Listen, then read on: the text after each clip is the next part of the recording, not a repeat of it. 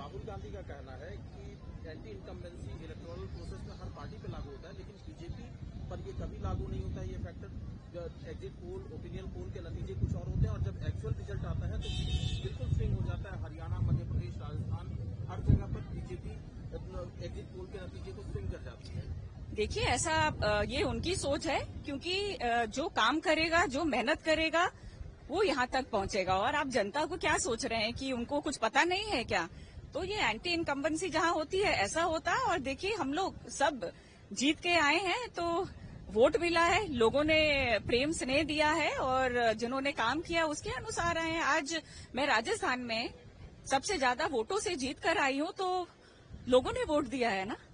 तो ये आप ऐसी गलत चीज नहीं फैला सकते हैं और ये लोगों तक गलत मैसेज जा रहा है कि हाँ, बोलिए। राहुल गांधी का ये कहना है कि इलेक्शन कमीशन पर हमेशा बीजेपी का दबाव। नहीं, ऐसे ये उनका कहना है और ये उनके विचार हैं, ये हमारे विचार नहीं है। और जो सत्य है कि आप वोट सबको ही देते हैं और उसके हिसाब से यहाँ तक आते हैं। मतलब अगर किसी स्टेट में कांग्रेस जीत रही है, चाहे वो आंध्र प्रदेश हो, जब तेलंगाना हो या झारखंड हो, तब ऐसी बात नहीं होती? बिल्कुल, मैंने वही ना बोला कि जब वोट पड़ता है, सही वोट पड़ता है, तभी यहाँ तक हम लोग आते हैं और लोग मेहनत करते हैं, तभी नहीं तो सब कोई भी आ जाए यहाँ तक।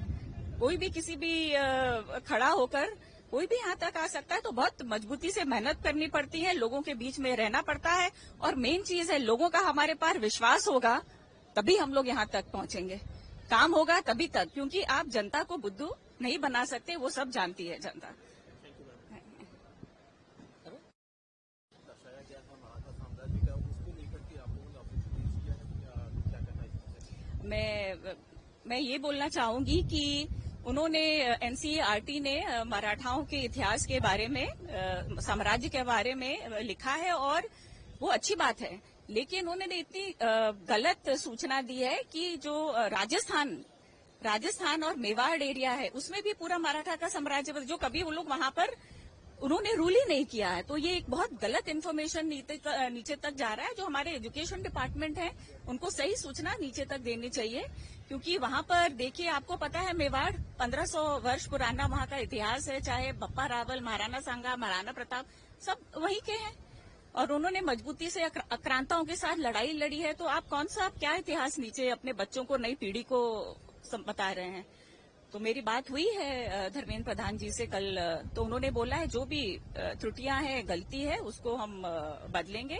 तो हमको पूरी आशा है कि ऐसा जरूर होगा और हम थोड़ा सा रुके। मैम, क्या आपको लगता है क्योंकि इस तरह की चीजें कई बार हो जाती है, तो क्या आपको लगता है कि जब ऐसी चीजें, जब कोई इतिहास इस तरह का लिखा जाए या कोई मैप इस तरह का बनाया जाए, तो जो स्टेक होल्डर्स हैं उनसे जरूर विचार विमर्श?